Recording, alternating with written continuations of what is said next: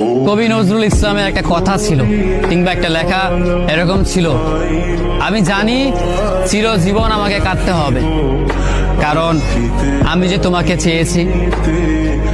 আসলেই আমি যে তাকে চেয়েছি এই জন্য আমাকে সারা জীবন কাটতে হবে, কারণ আমি তাকে কোনোদিন পাবো না, আর পাইনি বলেই আমার কান্না করতে হয়। তাকে আমি প্রচন্ড ভালোবাসি বলেই আমার কান্নাটা আসে, তাকে আমি আমার করে পাইনি বলেই আমার কষ্টটা হয়। কবি নজরুল ইসলামের লেখাটা খুব দারুণ ছিল। আসলেই তাকে পাইনি বলে আমাকে সারা জীবন কান্না করতে হবে। যদি সে আমার এই ভালোবাসাটা বুঝতো, আমার এই অসীম ভালোবাসাটা বুঝে আমাকে একটু বলতো যে আমি অন্যদের মতো কখনোই তোমাকে ছেড়ে যাব না, তাহলে বিশ্বাস করুন পৃথিবীতে হয়তো আমার চাইতে সুখী মানুষ আর কেউ হতে পারতো না।